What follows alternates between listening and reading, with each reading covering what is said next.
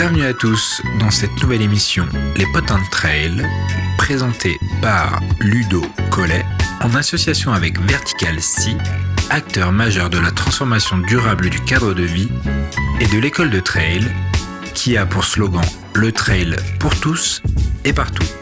Et comme les épisodes évoluent, nous sommes maintenant diffusés par Radio Mont-Blanc. Bonne écoute. 20 ans.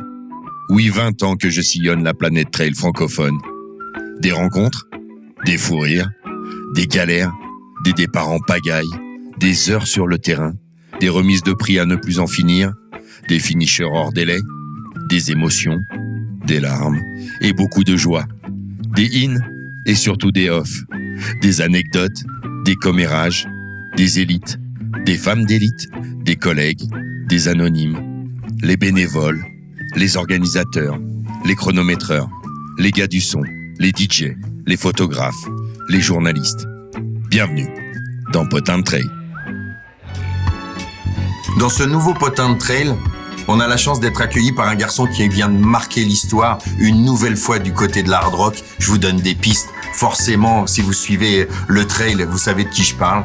Il a un des plus gros palmarès au monde. Il a bientôt 50 ans. Et pourtant, il excelle de plus en plus. Plus il vieillit, c'est comme le bon vin. Plus il est fort. Nous sommes chez Ludovic Pommeret. Ouais, j'ai la chance d'être avec Ludo Pommeret. Salut mon Ludo. Salut Ludo. Voilà, merci de m'accueillir. Ouais. Chez moi. C'est exactement ça. C'est aussi merci à toi. Tu fais partie de ces garçons qui, pour moi, étaient importants d'être dans cette première année des potins.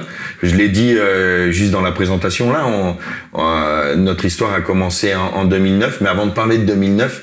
J'aimerais que tu me parles un petit peu de ton actu, parce que cette année 2024, qui était une année olympique, mais pour toi c'est gold medal, enfin voilà, c'est médaille d'or, t'es champion olympique, toutes catégories, parce que tu nous as fait rêver encore une fois, mais quelle belle histoire, qu'est-ce qui s'est passé à la Hard Rock, et encore après derrière à l'UTMB, même si t'as vu les diables, tu nous sors une magnifique 5e place, et le tout, tu t'en caches pas à l'aube de tes 50 ans. Félicitations, bravo. Merci. Qu'est-ce qui s'est passé ? J'en sais rien. Je sais pas, ça peut arriver. Donc, non, qu'est-ce qui s'est passé ? Ouais, une course improbable, quoi, où tout se passe bien. Donc, alors, c'est pas olympique, mais content quand même d'avoir gagné celle-là. Et ouais, c'était un rêve d'aller faire cette course. La Hard Rock, ça fait un moment que j'en parle et que j'essaie d'y aller comme d'autres coureurs. C'était aussi l'année de Diego, qui a été tiré au sort aussi, donc c'était cool d'y être ensemble là-bas. Et ouais, tout s'est bien passé, c'était vraiment, vraiment cool. Donc le rêve américain s'est poursuivi, y compris là-bas, quoi. Le rêve américain pour une marque française qui est devenue américaine. Enfin, il y avait tout un combo. Après, te connaissant, je sais que tu t'es donné les moyens. T'es parti en amont, tu as fait le travail, tu étais vraiment prête à tester des choses, t'es peut-être arrivé même peut-être un petit peu plus frais que les autres années, parce que il y a eu des blessures en hiver, et on sait comme tu aimes faire beaucoup de peau, que tu aimes être enfin pour moi t'es un hyperactif quand je vois tout ce que t'es capable de faire à la maison. Ouais. Dans le bâtiment, ton travail qui te prend du temps, même si tu peux l'aménager à des moments pour pouvoir t'entraîner, mais plus l'entraînement, plus la vie de famille, et on sait, comme pour nous les collègues, comme c'est important chez les Pommeret, quand on vous voit tous les quatre, ça respire le bonheur. Et je sais que tu t'es donné les moyens pour aller là-bas et travailler fort pour réussir ce que tu m'as dit. C'est ce que moi je vais retenir de cette course, c'est que tu m'as dit, enfin, après combien d'années de carrière ? Parce que moi, je commence en 2008-2009 à te suivre, et on se connaît en 2009, mais ça fait combien de temps ? Ouais, c'était un petit peu avant. J'ai commencé à courir. Enfin, mon premier trail, c'était 2000. Donc, bon, pas beaucoup avant, mais... Ouais, mais t'imagines, 2024, il leur a fallu attendre 24 ans pour que les planètes s'alignent et que tu nous dises à toutes, j'ai connu au moins une fois dans ma carrière une journée parfaite. Ouais, c'est ça. La journée parfaite où tout s'aligne, comme tu l'as dit. Tout se passe bien. Pas d'accro. Et on se demande quand est-ce que ça va mal se passer, quoi. Mais oui, comme tu l'as dit, pour préparer cette course, j'avais envie de bien faire cette course et j'ai investi, que ce soit du temps aussi, un peu d'argent. Ouais, forcément, ça passe aussi par là. Ouais. Pour la préparer et puis me dire que même si ça se passe bien, en tout cas, j'aurais fait tout ce que je pensais nécessaire pour que ça se passe bien sur la course, quoi. Donc c'est une préparation sérieuse, un petit peu perturbée par la blessure, comme tu as mentionné en ski. Donc j'ai dû couper un petit peu dans la saison, m'arrêter un petit peu, ce qui d'après mon coach est peut-être bénéfique aussi. J'ai l'impression moi aussi de se poser un petit peu, d'en faire un petit peu moins et de repartir avec encore plus envie, parce que on sait que l'ultra il y a aussi une part de mental. Donc se donner les moyens, que ce soit en temps en fait, organiser mon travail, travailler plus en début d'année. Quand j'ai été blessé, du coup j'ai aussi travaillé plus à cette période-là. C'est la flexibilité qui m'est offerte au travail qui est déjà bien, parce que du coup j'ai pu prendre 2 mois et demi pour l'été, et dont en tout cas 1 mois avant la hard rock pour la préparer sur place, et je pense que c'est nécessaire déjà d'aller sur place. C'est une course particulière par rapport à l'altitude, voilà. Et tu penses que c'est ça aussi, est-ce que, je dis pas que les autres fois tu t'es pas donné les moyens, au contraire, depuis 20 ans t'as emmagasiné vraiment beaucoup d'expérience, mais là je t'ai rarement entendu dire je pars 2 mois et demi pour une course, quoi. Ouais, j'avais fait un petit peu me focaliser en fait vraiment au début de ma carrière, de me focaliser sur une course et puis d'essayer de la préparer comme il faut. Et au final, ça s'était mal passé. Donc je m'étais dit non, je le fais plus maintenant. Et puis je fais les courses comme elles viennent. Et voilà, avec les prépas que j'ai, et au moins je regrette pas. J'aurais au moins déjà fait les courses avec plus ou moins de réussite. Et je me suis pas focalisé que sur un objectif, que quand on rate, après c'est très dur de revenir, y compris surtout mentalement en fait. Donc c'est un peu le changement, quoi. Ouais, cette année, je me suis dit je veux me refocaliser dessus, et puis que je suis avec Philippe aussi, ça commence à faire quelques années maintenant. Mais vous connaissez bien tous les deux. On a focalisé un petit peu plus sur un objectif. Philippe, c'est Philippe Propage, qui est l'entraîneur, ton coach depuis quasiment toujours. Ça fait combien d'années maintenant avec Philippe? Non, pas toujours. Il a commencé à m'entraîner la première fois que je participais au championnat du monde, donc à Annecy en 2015. Ouais, ça fait déjà... Ça fait quelques années. Ouais, ça fait quelques années. Et du coup, qu'est-ce qu'on se dit quand tu sais que tu fais la fierté de beaucoup, dont moi, parce que je t'appelle souvent, tu fais partie pour moi de ces 3 meilleurs ultramasters au monde, que sont Patrick Bohard, qui nous a fait encore une démonstration à 60 ans, un Antoine Guyon, on le verra à la Dia, qui est en train de se préparer et qui est toujours performant à 54 ans, et puis derrière, celui qui a les meilleurs résultats des 3, c'est toi, qui arrive bientôt à la cinquantaine, et je crois que je sais pas si tu te rends compte de la note d'espoir que tu donnes à tout le monde, comme quoi on peut continuer à performer, parce que là tu as quand même battu le record d'un jeune Catalan, quoi. Oui. Tu vois, c'est quand même une sacrée fierté, quoi. Un jeune qui est de moins en moins jeune, attention, il vieillit aussi. Et tu parles de master, François, l'année prochaine, je crois qu'il est master aussi.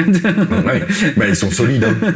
Donc mais ça, c'est vrai que cette dimension, souvent je croisais des gens qui me disaient ça nous donne de l'espoir, tout ça. Quand on fait nos stages aussi avec l'Auberge des Puces à Valloire, on a souvent des gens qui viennent, qui ont la quarantaine, c'est souvent notre public, et qui ont pas mal d'espoir là-dessus. Et ça m'a un peu plus encore motivé, où j'ai un peu plus vu la dimension de ça en fait cette année sur UTMB. Je l'ai déjà dit, mais j'ai eu il y a beaucoup de personnes sur le bord des routes, le bord des chemins, et beaucoup de personnes qui me disaient t'es une inspiration. Alors ça fait plaisir, mais c'était aussi une motivation, un encouragement pour moi. Mais j'avais pas le droit du coup de lâcher, et même si la course était dure, c'est là où j'ai pris un petit peu la dimension de ça, et que ça fait plaisir. Et du coup, pour resituer un petit peu, tu nous dis ça fait 20 ans que tu es dans le trail, mais c'est quoi ton parcours sportif? Quand est-ce que tu as commencé? Est-ce que déjà tout gamin, est-ce qu'à partir de 2-3 piges, tu étais déjà sur les lattes? Comment ça s'est passé? Sur les lattes, oui. Donc j'ai toujours habité pas loin des montagnes, même si je suis né à Grenoble, donc bon, les montagnes sont pas loin, mais pas né en station. Mais assez rapidement, mes parents sont allés en station, donc j'ai toujours fait du ski. Et par contre, la course à pied, non, pas trop, quoi. C'était pas ma tasse de café. Ni... du ski, qu'est-ce que ouais, ski, planche à voile, ouais, ski, snowboard, beaucoup de snowboard en fait, voilà, autour de... En compétition, non, que pour le fun? Non, ouais, que pour le fun. Compétition, non. Après, on était en partenariat avec une marque, on avait été faire un peu des shootings photos voilà, en Amérique du Sud, donc 2-3 trucs qui étaient des bons souvenirs. Mais pas de sport d'endurance, loin de ça. Et même, ça me motivait pas vraiment, quoi. Après, voilà, avec un petit peu de recul, j'avais quand même quelques prédispositions, parce que comme toutes les personnes, on doit faire les crosses du collège. Ouais. Donc moi, j'étais pas du tout dans l'athlé, pas d'entraînement. Et ouais, ça se passait pas trop mal sur les crosses, quoi. Sans être à gagner, mais voilà, être pas trop loin bien par placé rapport à ceux qui s'entraînaient vraiment. Donc il y avait peut-être un petit peu de prédisposition par rapport à ça. Et du coup, après, tu as continué, mais c'est quoi le déclic? Tu dis 2000, qu'est-ce qui te donne envie? Il y a quelqu'un en particulier, un exemple? Ou non, c'est une course en station, au village qui te donne envie? Comment ça marche? Ouais, c'est déjà mes beaux-frères, le tout début en fait, ou les premières courses que j'ai fait à pied, c'était plus lié à mes beaux-frères qui faisaient de l'athlé, et puis qui m'avaient un petit peu challengé, on va dire, eux ils faisaient de l'athlé, même si on a une différence d'âge, ils sont plus jeunes, donc ils m'avaient challengé pour aller faire des montées sèches, tu vois, qu'il y avait souvent, enfin il y en a moins maintenant, mais voilà, des montées dans des refuges ou des trucs comme ça. Et ouais, ils m'avaient challengé, et puis j'avais pu rester avec eux, et même les bateaux sprint sur la course, donc voilà, c'est les premiers les petites premières courses que j'ai fait. Et puis vraiment le déclencheur, c'était aussi donc je suis originaire de Valloires, et à Valloires dans les années 2000, année 2000 d'ailleurs, il y avait une course qui partait de Valloires et qui devait relier tous les forts de la Maurienne, donc qui s'appelait la Fortiche, petit jeu de mots, hein. Et voilà, donc je m'étais inscrit sur cette course. Et il y avait une catégorie marcheur. Voilà, moi j'étais pas du tout dans la course à pied, donc je me dis c'est un bon défi de s'entraîner un petit peu pour ça, et puis de la faire en marche, voilà, pourquoi pas. Mais voilà, j'ai pas réussi. Mais c'est un petit peu cet objectif de défi, de se dire bah ouais, c'est des courses, on se sent pas capable de le faire, et je l'étais pas capable, j'étais pas réussi. Et voilà, après j'ai commencé à m'entraîner pour essayer d'être capable de le faire. Et cette course a disparu, et il y a une autre course un peu connue maintenant qui s'appelle l'UTMB. Et voilà, c'est comme ça que je me suis inscrit en 2004-2005. C'est vraiment comme ça que ça a commencé, quoi. Et voilà, des échecs, et puis voilà, après on est descendu, et puis on est revenu sur l'ultra plus tard. Ouais, pour briller avec un palmarès fou, je dis souvent, et je leur dis encore à l'écran, devant la caméra, Oka. S'il y a un garçon pour lequel il faut faire une statue, je vous le dis depuis des années maintenant, il faut faire une statue Ludovic Pommeret. Il le mérite. Pour moi, c'est l'un des plus grands palmarès au monde, et c'est une fierté. Et je le sais, c'est une fierté pour vous, mais c'est une fierté pour nous de l'avoir. Donc, il faut une statue Ludo Pommeret. J'en rêve de pouvoir poser à côté comme ça avec mon pote. Voilà, ça fera 3 Ludo. T'as déjà un t-shirt, ça me gêne un peu. Alors là, c'est un peu trop. Ouais, mais merci à Romain Bourven, hein, ce photographe qui a eu cette très très belle idée cette année de sortir 30 exemplaires de toi et de tous tes succès. Mais voilà, c'est pour dire la ferveur qu'on a et l'exemple que tu es malgré toi. Et puis ça te porte. Et moi, j'ai quand même une question. Parce que comme on est entre potes, tu peux me le dire quand même. Personne qui saura. Non, il y aura personne qui saura. C'est qu'est-ce que t'as fait de mal pour te flageller autant comme ça? C'est que je te vois finir souvent, hormis à l'hard rock, j'étais pas là, mais je te vois finir dans des états de fatigue extrême. Encore cette année à l'UTMB, c'est comment tu arrives à mettre la douleur de côté? Parce que souvent, quand même, tu finis dans des états... Enfin, voilà, et souvent, tu me dis dans l'oreille, « Oh, elle était dure, celle-là. » Et là, encore là, à l'UTMB, tu m'as dit, « Ah, celle-là, c'était la plus dure des plus dures. » Mais où est-ce que tu trouves tu nous as dit que le public, c'est important, mais quand même, il y a des moments où je sais que ça te fait mal et tu lâches pas, quoi. Ouais, il y a des... Oui, mais... Comme tu le dis, à chaque fois, on dit c'est la plus dure, mais parce qu'on garde que les meilleurs moments.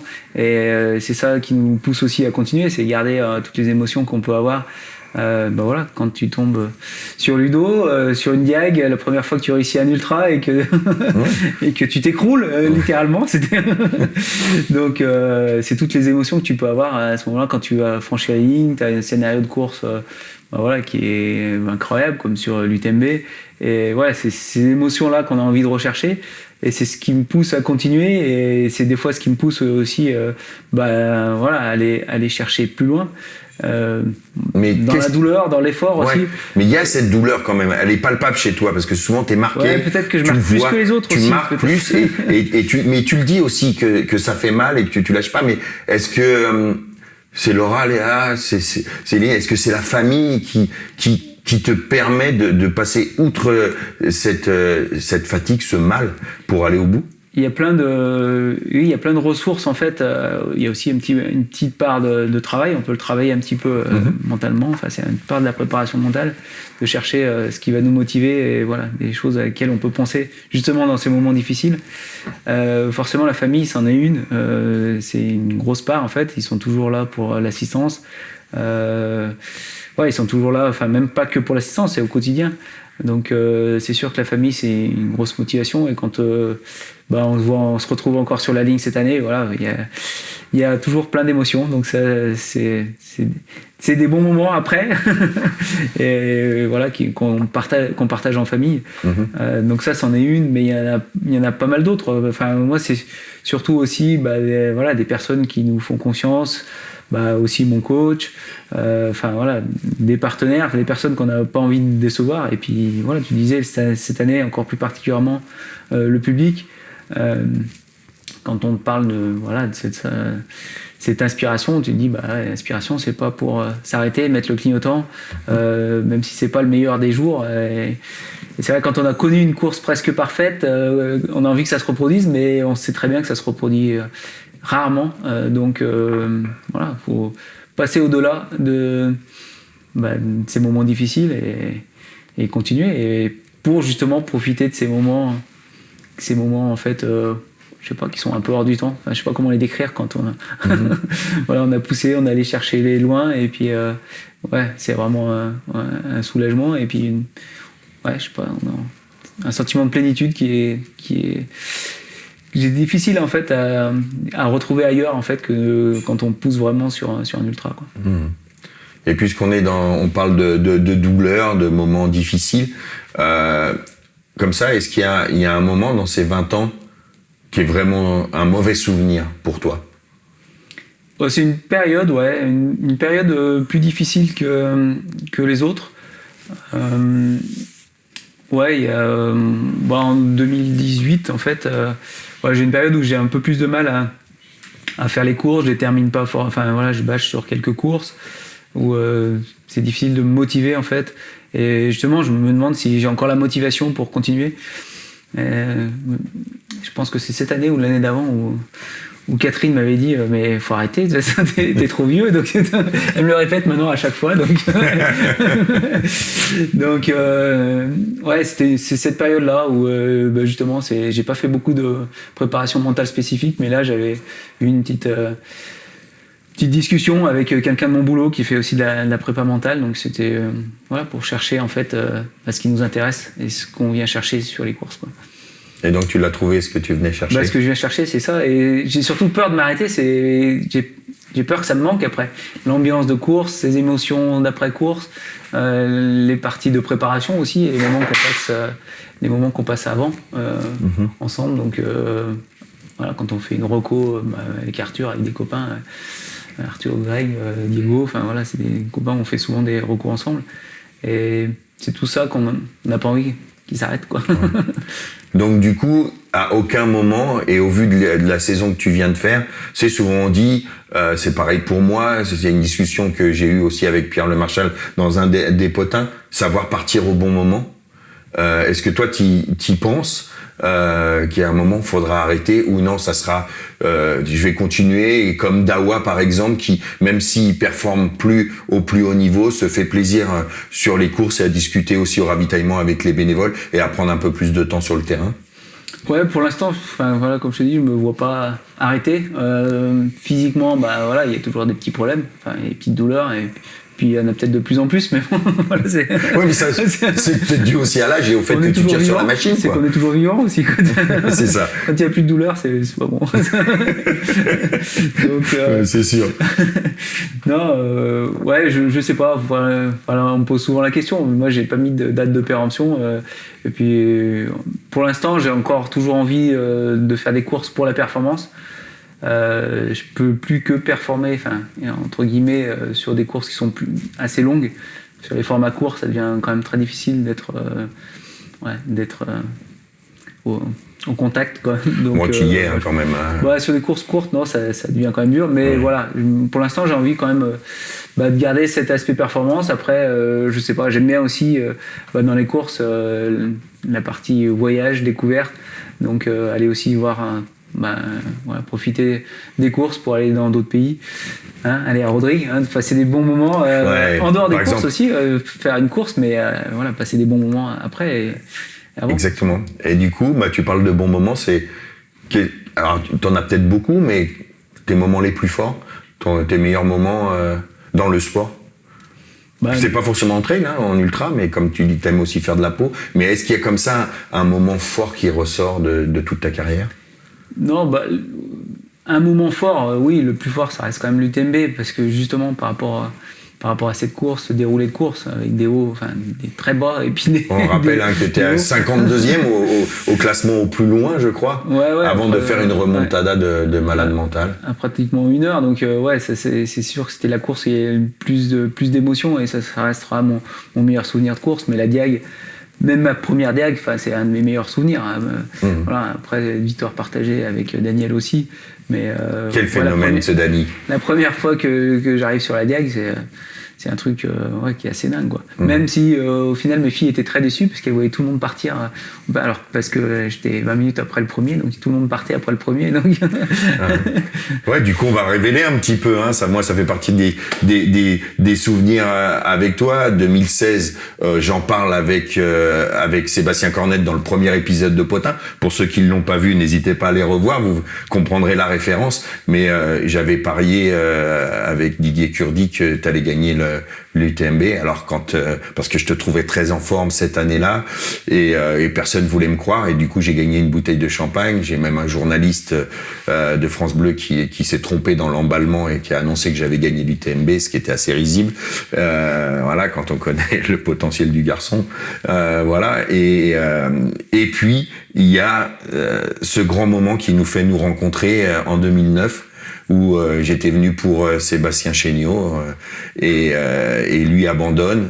Il te dit allez, vas-y, va le chercher, parce que vous aviez fait un bon moment la course ensemble. Et puis tu reviens sur Jus, mais Julien Chaurier aura été plus fort ce jour-là. T'as pas pu le rattraper, mais tu prends une magnifique 2e place. Et puis, comme tu le dis, à ces époques-là, on attend le premier, et puis on arrive souvent tard. À la Redoute, il y a plus personne, et tu prends cette 2e place. Et pour moi, j'avais connu ça au flipper, en les secouant un petit peu trop. Ça avait tilté.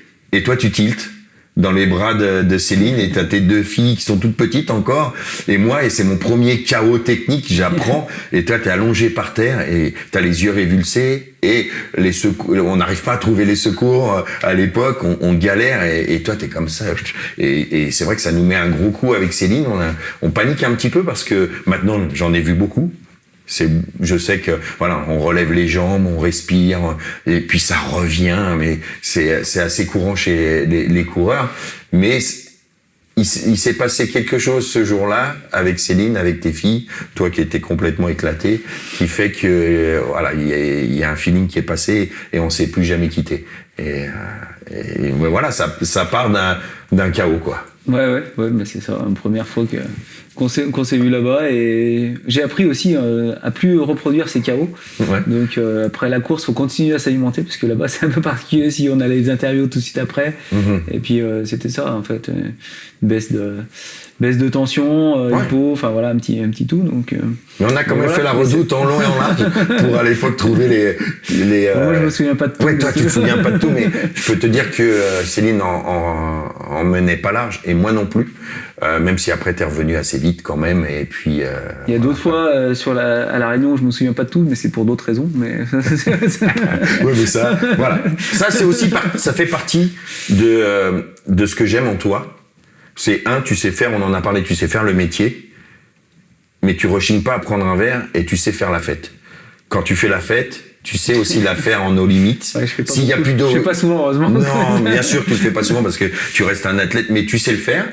J'en ai la preuve à plusieurs reprises. J'ai fait partie des rares, je pense, à avoir eu la possibilité de te couper les cheveux. C'est vrai. Moi, je crois que tu dois être le seul.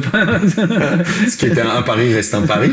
Et voilà. Mais si je te dis, ouais, quel souvenir tu as avec moi, comme ça qui te revient, hormis ce qu'on vient de dire là, mais quelque chose de marquant.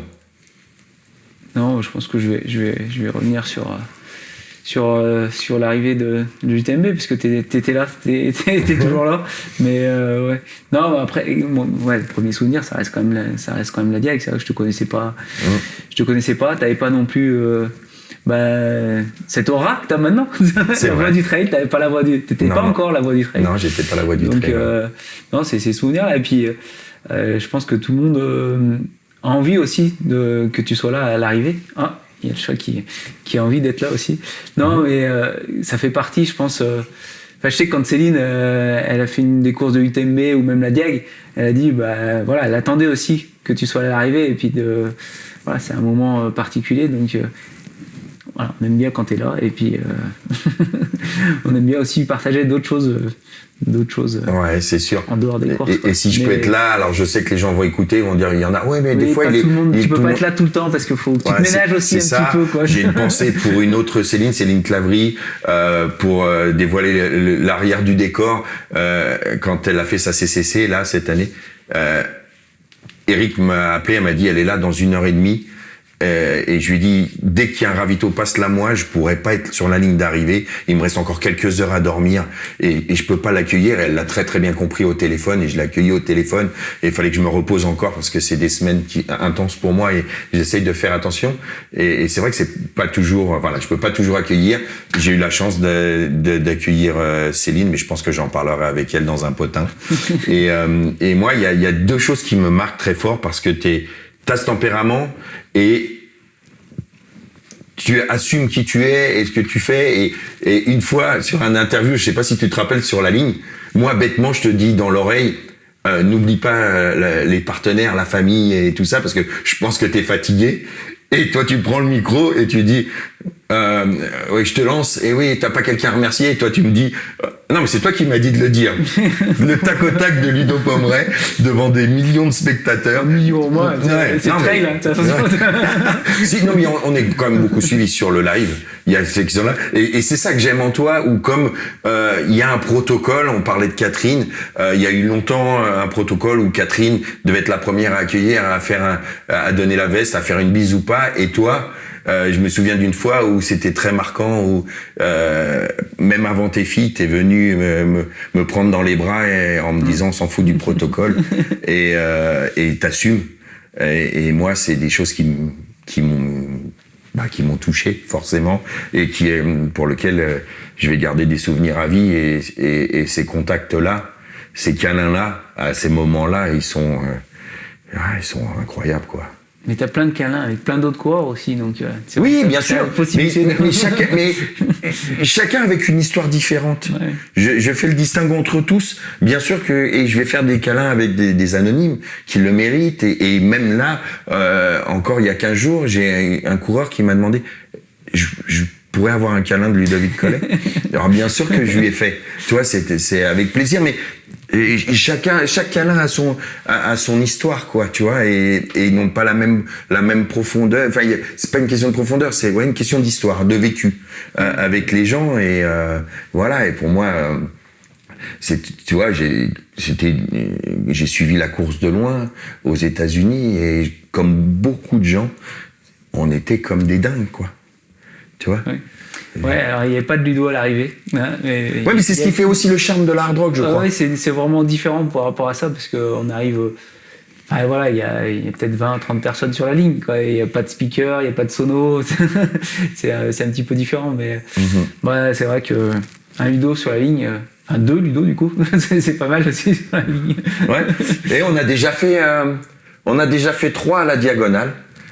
3 avec Ludovic de Rouen, que tu as rencontré et que tu as été voir là sur Trail 360, les amis de Canal qui lancent leur émission de trail.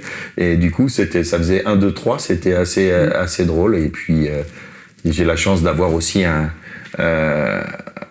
très beau dessin de Mathieu Forichon avec toi où il avait titré 1 mètre carré de gens bien. Et ça fait vraiment plaisir. On a vu, Ludo, on en a parlé, tu as pris énormément de temps sur la préparation de cet hard rock, parce que tu nous expliquais que dans ton métier, tu as la possibilité de travailler un peu plus à un moment, de pouvoir prendre du temps à un autre. Est-ce que, même en arrivant à 49 ans, tu penses continuer à travailler professionnellement, à avoir les deux pour trouver cet équilibre, ou ça peut vouloir dire que les performances sont de mieux en mieux? Est-ce que tu pourrais aller encore plus vers la professionnalisation de ton sport? Alors, en fait, quand on a débuté avec Céline, on avait un objectif, nous, c'était de partir à la retraite au même âge que son père. Son père était cheminot, il est parti à 50 ans. D'accord. Donc voilà, on a aussi construit en fait et travaillé et dans nos métiers, mais aussi en fait dans la construction qu'on a fait, les investissements qu'on a fait pour arriver à ça. Voilà, et maintenant j'en approche. Et tu vas le réaliser. Et voilà, on va le réaliser. On va bientôt arrêter nos métiers respectifs. Et alors coïncidence, aussi peut-être source de motivation. Les résultats de cette année vont peut-être aider un petit peu à ça. Basculer dans une autre activité, donc du coup c'est pas être complètement à la retraite, mais en tout cas on va arrêter nos métiers respectifs, donc Céline vétérinaire et moi ingénieur en informatique. On va arrêter fin d'année, fin mars, dernier Cara. Donc tu es en train de m'annoncer que Céline va devenir professionnelle. Céline va s'entraîner fort. Non, mais oui, donc c'est un grand mot d'être professionnel. Ça va pas changer grand-chose dans ma pratique. Juste que j'aurai plus de temps. Tu disais que dans mon métier, j'avais possibilité d'être plus flexible. En fait, j'ai mis longtemps à obtenir cette flexibilité parce que ça faisait longtemps que je demandais à mon chef d'avoir du temps partiel, il voulait pas. Et il a vraiment fallu que je lui dise je m'en vais. Et qu'il me dise finalement peut-être qu'on peut. Et voilà, donc j'ai dû démissionner de mon entreprise, revenir en fait en tant qu'indépendant, donc payer à la prestation, à la journée, à l'heure carrément. Et donc c'est ce qui m'a offert la flexibilité, mais voilà, il a fallu un petit peu se batailler quoi. C'était même pas dû à tes résultats quoi, ni à la reconnaissance comme certains peuvent avoir dans leurs entreprises. Non, alors l'entreprise aucune D'accord. aucun intérêt, aucune reconnaissance pour ça. J'avais eu quelques possibilités de prendre du congé sans solde, mais ça me convenait plus. Pas cette flexibilité, à chaque fois c'était une demande spécifique à faire. Donc il a fallu travailler un petit peu et puis se dire à un moment aussi parce que je sais que derrière les filles sont plus grandes, etc. On a moins de pression par rapport au foyer. À se dire je mets aussi la pression à mon employeur.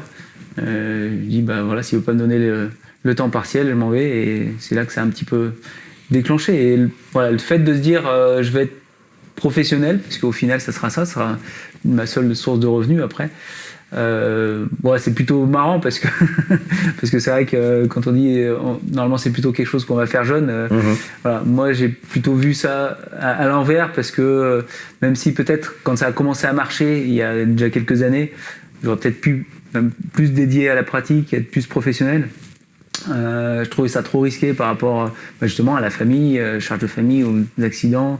Ça reste du sport, et je pense ça peut être aussi une pression d'être professionnel, que ce soit la source de revenus, et après il faut assurer derrière. Ouais, c'est ça, t'as plus le choix. Donc là ça sera ma source de revenus. Voilà, l'hard rock va contribuer, je pense, j'espère, c'est en cours, à être mieux, à être mieux rémunéré, hein, parce qu'il y a quand même une rémunération derrière de mes partenaires. Bien sûr. Et voilà, mais être professionnel, c'est pas ça qui va me rajouter de la pression par rapport aux courses, mais j'aurai un peu plus de temps. Est-ce que ça va mieux marcher ou pas? J'en sais rien, on verra. Alors, en tout cas, c'était pas préparé du tout. J'ai un de mes fils qui est en train de filmer. Je sais pas si lui s'en rappelle quand il était petit, mais je te félicite parce que j'ai toujours dit, à 50 ans, j'arrête. J'aurais fait ce qu'il faut pour pouvoir profiter de plus de la vie, parce que j'ai vu des gens autour de moi partir vite. Enfin bon, c'était mon chemin. Malheureusement, j'ai fait des erreurs de parcours qui font que j'ai passé les 50. Tu travailles pas là. Ouais. C'est pas du travail, c'est du plaisir. C'est quand même un gros travail. Mais et du coup, moi, j'y arriverai pas. Et moi, je suis assez fier de voir que des personnes qui se fixent des objectifs comme ça y arrivent. Et voilà, parce que souvent, c'est plutôt tabou en France. On n'a pas le droit de dire si on a réussi, on n'a pas le droit de dire qu'on a fait des investissements, qu'on a mis des sous de côté, qu'on y arrive. Enfin, c'est plutôt tabou. Et toi, tu y arrives de fort belle manière avec Céline. Voilà. Et ça sera ma dernière question. C'est ce rapport au sport que vous avez tous les quatre, et le fait que je peux te dire qu'il y a beaucoup d'accompagnantes femmes ou hommes qui s'occupent de leur mari ou de l'athlète femme qui aimeraient faire ce que toi tu as fait avec Céline, c'est-à-dire faire la diagonale avec elle et pour elle, sans objectif de temps ou de place. Et ça sera même la première fois où tu auras passé de nuit sur le Grand Raid. Mais chapeau, parce que encore une fois, il y a beaucoup de gens qui aimeraient vivre ça en couple. Et toi, tu l'as fait. Et qu'est-ce que tu ressors de cette expérience avec Céline? Alors c'était dur quand même. Non, on a l'impression que parce qu'on va moins vite, c'est plus facile, mais on n'a pas l'habitude de passer autant de temps donc on se met un peu à la place de ceux qui passent 30, 40, alors juste 40 heures, parce elle était quand même performante. Hein. Tu disais que je mettais pas de performance aussi, je l'ai poussé un petit peu quand même pour garder sa place, parce que moi je pouvais suivre un petit peu où est-ce qu'elle en était. Pour qu'elle ait sa place en catégorie. Que c'est sa place en catégorie, donc c'est vrai un peu. On l'a récompensé. Mais ouais, c'est quand même un moment qui est difficile, mais c'est un moment qu'on est content d'avoir partagé et qu'on devrait essayer de repartager l'année prochaine sur une autre course, quoi. Génial. Hein, sur une course que t'animes aussi, quoi. Très très bien. Et tes filles, elles demandent ou pas, papa, est-ce que tu pourrais nous... Mes filles, c'est une bonne question, j'en ai une, je désespère pas, elle a que 23, moi j'ai commencé à 25, alors dire il y a encore un peu de temps. Mais j'ai plus de doutes. Et puis il y en a une qui est un peu plus dans le sport, qui fait aussi une monitrice, Léa, qui fait monitrice de ski, qui passe aussi monitrice de voile, enfin voilà, et qui commence à courir un petit peu, et voilà, elle s'est inscrite au trail du Petit Saint-Bernard. Je suis allé courir avec elle là, et on va courir ensemble en Turquie sur un relais, donc voilà, un relais où ça sera Léa, Céline et moi sur le relais. Donc course de famille, quoi. C'est important pour nous les collègues aussi. C'est quelque chose qui nous motive, qui des fois même nous transcende et qui nous permet de passer du temps ensemble. En tout cas, on est très très heureux. On est 3 sur le grand nombre qu'on est de collègues dans la vallée de Chamonix. On est en train de tout coloniser, il faut le savoir. Et donc, voilà, ça nous parle, ça, la famille. Et vous le voyez pas, mais Céline est en train d'arriver du travail. Et donc, je voulais encore te remercier d'avoir accepté d'être dans Potin. Et pour ce Potin, Ludovic Pommeret, c'est à toi de clore cet épisode. C'est à moi de clore. Oh là là, grosse pression alors. Ouais. Écoute, je te souhaite de réaliser au plus vite tes objectifs déjà de retraite, mais pas trop quand même. Attends que je sois à la retraite pour la retraite sportive en fait, parce que ça tu vas nous manquer aussi sur les lignes. Mais je pense que ça va te manquer aussi, donc c'est pour ça que je dis c'est pas vraiment un travail, parce que quand on prend du plaisir comme ça aussi sur les lignes et d'avoir ces émotions, c'est difficile de se dire que c'est un travail, quoi. Mais bon, conclure, je sais pas trop quoi dire, mais à ceux qui regardent, en tout cas, Ouais, profiter du trail, de la famille et du travail, parce que ça en fait quand même partie et c'est un bon équilibre. Enfin, il faut trouver un équilibre entre ces trois aspects de la vie. Et voilà, c'est tout. Merci de m'avoir invité chez moi. Et puis, on va peut-être partager un petit truc maintenant, ensemble, quoi. Avec grand plaisir. En tout cas, sache que c'est une année sans toi à la Diag et ça va me manquer, même si c'est déjà arrivé. Merci à toi. On se reverra. Normalement, l'année prochaine, si tout va bien, c'est au planning. Merci Ludo. Merci Ludo. Merci d'avoir écouté Les Potins de Trail présentés par Ludo Collet, à nos partenaires Vertical Sea et l'école de trail pour leur confiance, à Mathieu Fourrichon pour la réalisation du logo, à Aurélien et Sandy Collet pour la partie technique, à Livio Boulanger pour le mix de ces épisodes, et à notre nouveau diffuseur Radio Mont Blanc et à tous les intervenants de la saison 1. À très vite pour de nouveaux potins.